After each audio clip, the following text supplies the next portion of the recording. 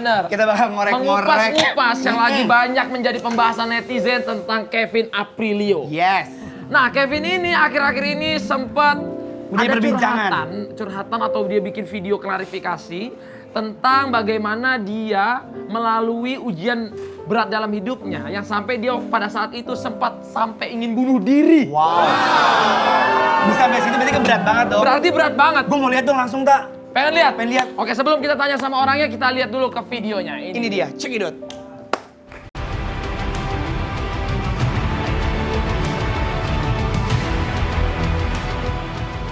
Kevin Aprilio punya kisah masa lalu yang kini dibukanya bagi publik.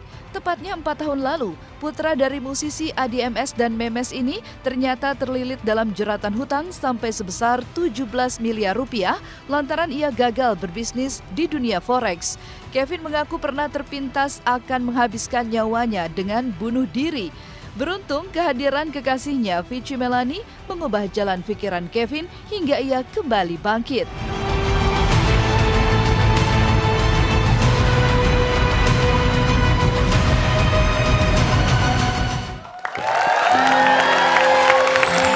Bagaimana?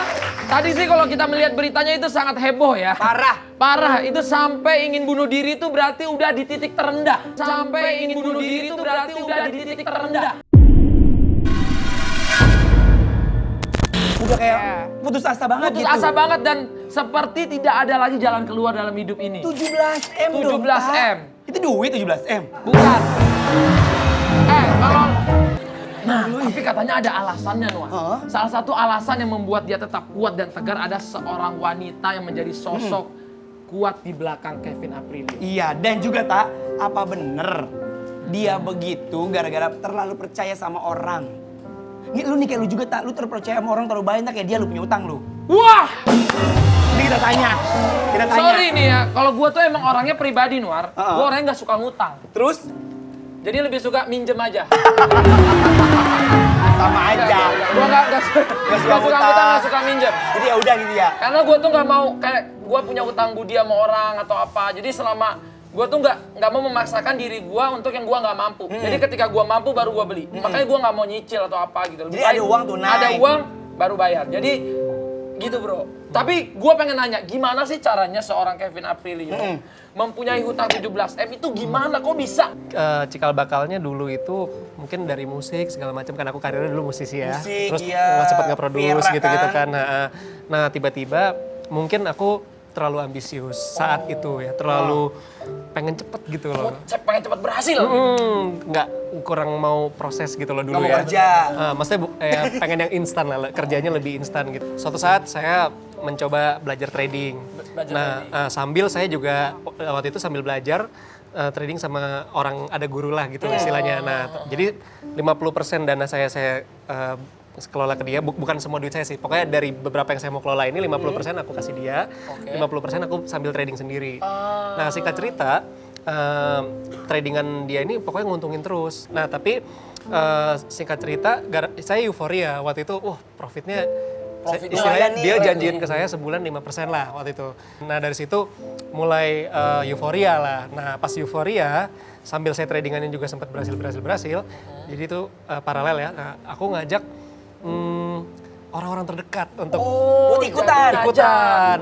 Jadi 17M itu bukan duit sendiri. Aku nggak punya segitu dulu, cuman duit orang. Jadi duit orang yang dikumpulin lah gitu. Oh, jadi dari teman-teman lu bro, lu ajak ayo nih bisnis bagus. Jadi semakin banyak kita invest, semakin banyak juga kita dapat. Ceritanya gitu. Ya, dan aku kan kayak middleman, jadi aku dapat komisi juga. Ya. Semakin ngajak orang dapat lagi, ngajak lagi dapat lagi. Pada saat aku bangkrutnya itu karena si Om ini ternyata loss lah duit yang aku himpun ke dia tuh loss semua. Yang aku tradingin juga lagi istilahnya lagi hedging lah, posisinya lagi floating gitu loh. Nah, di titik itu jebret tuh kayak karpet ditarik, udah nggak punya apa-apa.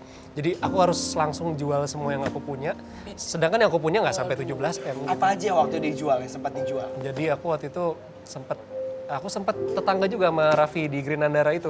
Itu aku jual juga rumah. Rumah dijual. Rumah jual. Mobil jual. Mobil jual.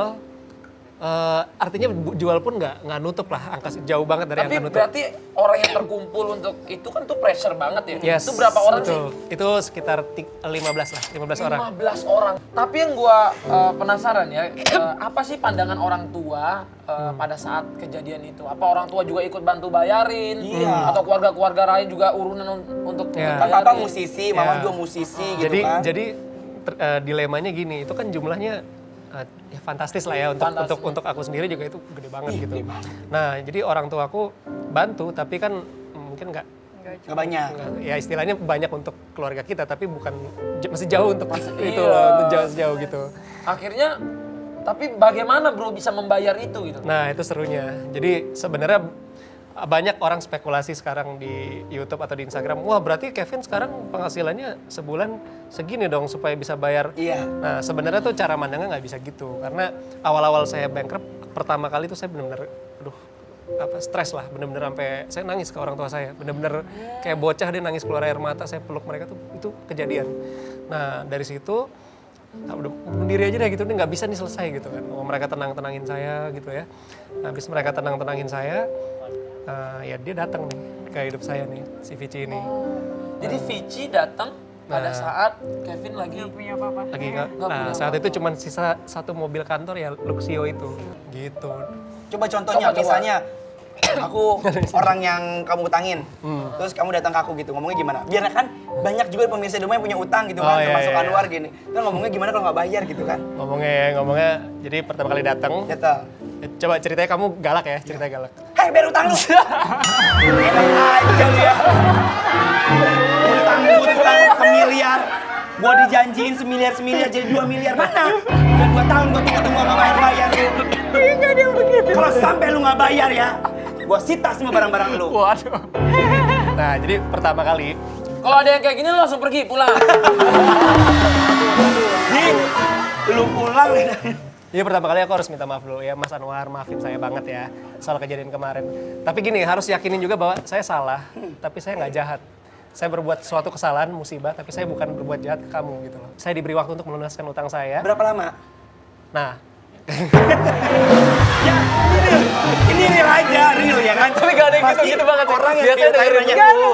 Ya udah, kamu kalap. Dulu, lu terlalu aktif.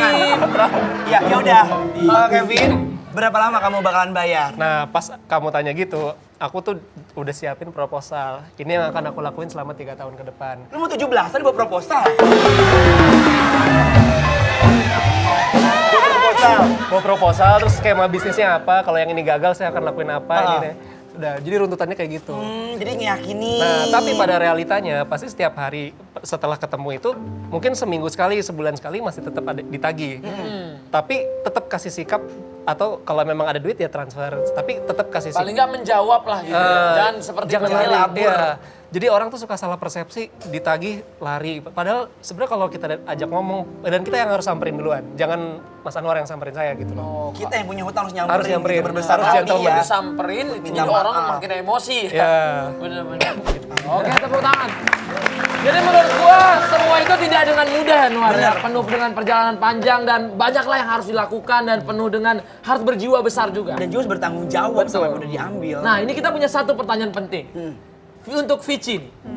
Gimana waktu itu Vici kan katanya deketnya pas lagi ada masalah. Iya. Gimana sih Vici waktu tahu Kevin punya utang 17 miliar? Iya tentunya shock sih aku ya kan, karena aku juga nggak bisa bantu. Tapi aku mau sama Kevin karena apa ya, mungkin nggak tahu dari hatiku bilang temenin aja gitu. Dia pasti bangkit lagi gitu. Itu aja sih. Terus dia kayak, kamu cari cowok yang lain aja. Aku udah nggak bisa sama kamu. Soalnya aku nggak ada masa depan. Kamu kan juga. Dia sempat bilang iya. gitu. Dan aku kan kayak, aku nggak mau kasih waktuku 3 tahun nemenin kamu bangkit lagi. Kalau kamu tetap nggak mau sama aku ya nggak apa-apa. Kalau nanti pun nggak sukses, dia mau tinggalin aku nggak apa-apa. Tapi kasih 3 tahun dulu.